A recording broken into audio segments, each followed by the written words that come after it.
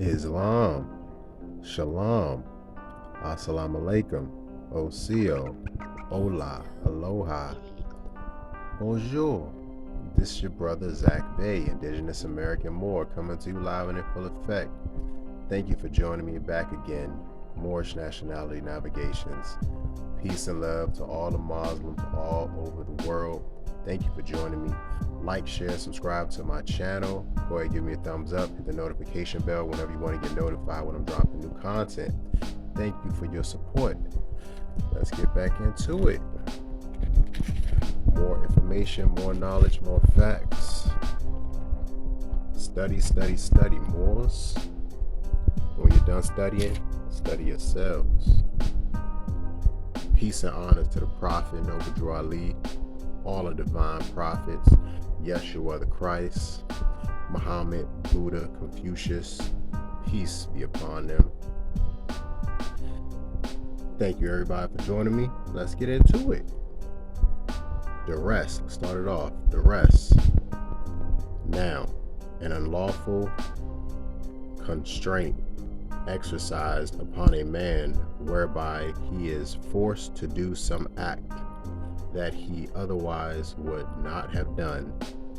It may be either duress of imprisonment, where the person is deprived of his liberty in order to force him to compliance, or by violence, beating, or other actual injury or duress, per menace, consisting in threats of imprisonment or great physical injury or death. Duress may also include the same injuries, threats, or restraints exercised upon the man's wife, child, or parent. That's duress. Whenever commonly used, if somebody's holding you at gunpoint, somebody with a weapon and a badge, and they're forcing you to comply by saying that they're going to imprison you, or you might feel like they may be threatening you with some bodily harm, just the fact that these people may have some kind of weapon to use against you and some kind of perceived authority, forcing you into contract against your will. It's all under duress. It's unlawful. Duress consists in any illegal imprisonment or illegal imprisonment used for an illegal purpose or threat of bodily or other harm, or other means amounting to or tending to coerce the will of another and actually inducing him to do an act contrary to his free will. See? Coercion. Doing something contrary to your free will. Signing these tickets. Oh, if you don't sign this, you're going to jail. Oh, if you don't give me license and registration, you're going to jail. Those are threats of imprisonment and duress. Completely unlawful, fam. Gotta get this. We have to know law. Duress of goods, all right?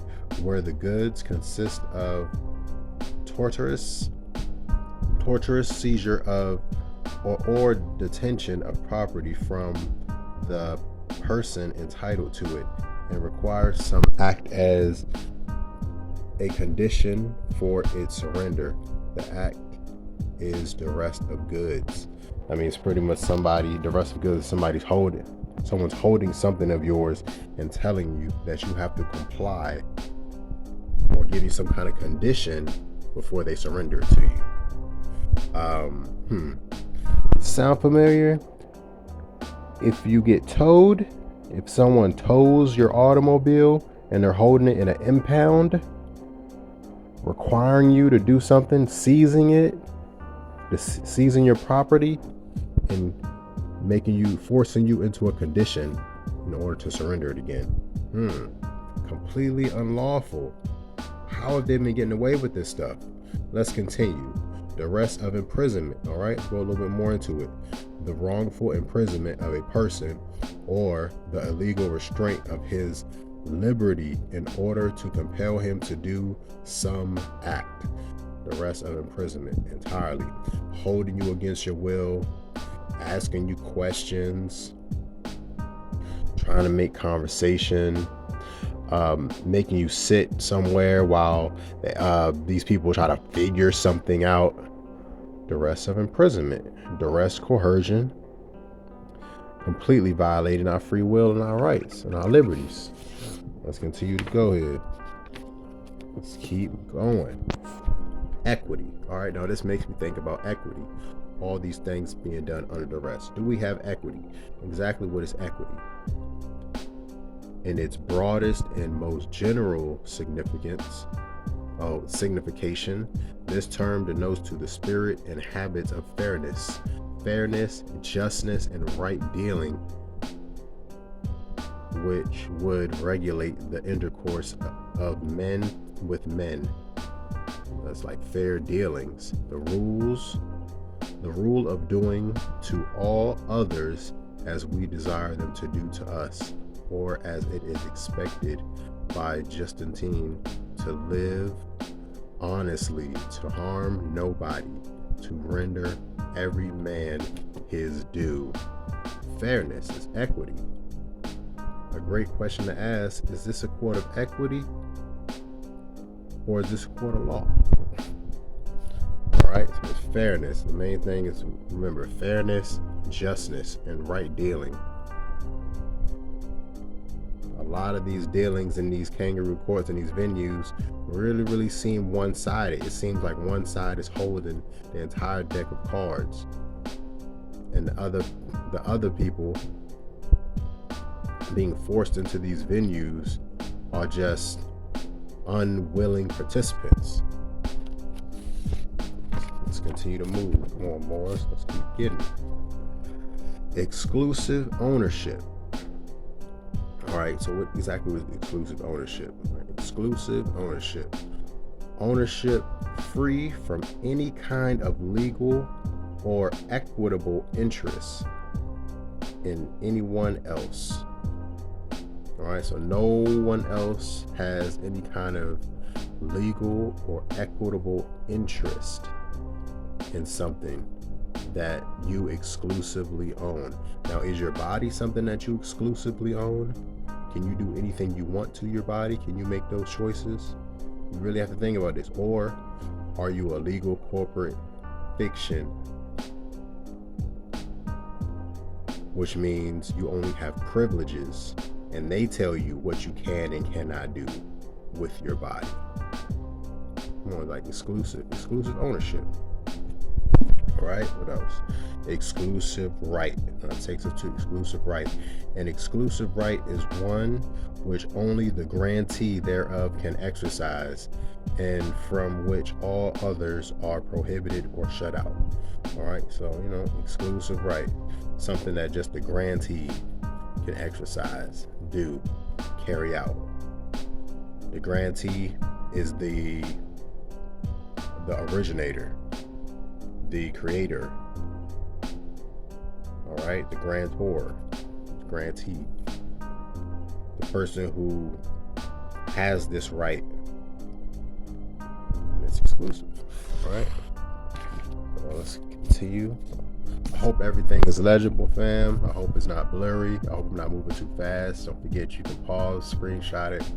Let's get through these definitions, though. Exempt. That makes me think about things like exemption. Who would be exempt? What exactly is exempt? An exemption. What does it mean? Exempt, the verb. To release, discharge, waive, relieve from liability. All right. Then we also got the noun version right here. We're going to pass that and go to exempt from taxation. Exempt from all taxation. No taxation without representation. Wasn't that how it went? In proposed constitutional amendment exempting specific homesteads from taxation, mean exempt from not exempt when not restrained by federal constitution. All right, so homesteads are like dwellings, domiciles that you pretty much maintain and operate everything on. It's pretty much like a an independent dwelling that doesn't really need any kind of outside assistance. You could just be there. Your farm animals, you're self-sustaining. It's like a homestead right there. So there's specific laws protecting people who do homesteading, which is how we should be living here. One thing I always wanted to think: how come these so-called Amish people can live exempt from taxation, live on the land in their own communities, their own towns, under their own jurisdictions, without the government and all these other people saying that they have to pay them this, pay these, do all of this? How are those people living like that? But yet they're saying that Moors, the original indigenous aboriginal people of this land, can't do the same thing. Always wondered about that. People don't ask these questions though. But let's continue. Wrapping it up. Federal courts. All right. Now I just wanted to make this, plain and simple. Federal courts. The courts of the United States. That's it. That's what a federal court is. So a federal court is the courts of the United States. So if it's not a court of the United States, then what is it if it's not a federal court? So what is a state court? What is divorce court? What is traffic court? If it's not a federal court, if it's not a court, a federal court is a court of the United States. So what are these other courts? These other venues, what are they? Come on, we have to ask these questions. They're not Article 3 courts. The federal question. This is where we're gonna end it, fam. The federal question, what exactly is that? Cases arising under Constitution of the United States, acts of Congress, or treaties. That's what we fall in. Treaties, of course, the Constitution mentions treaties, and involving their interpretation and application. What does it apply to? Application. What's the interpretation of it? And of which jurisdiction is given to federal courts are commonly described as involving a federal question. Boom. Whenever you come at these quasi-governments, these state governments, these corporations operating on the land as state governments, government of, state of, these people, get them with the federal question. Bring up the Constitution for the United States of America. Come on. Thank you for joining me once again, coming out of the Black's Law Dictionary, 4th edition. Before I end it, I want to read a quote I heard that was very profound to me, very enlightening, and I just wanted to read it for you before I close it out, all right?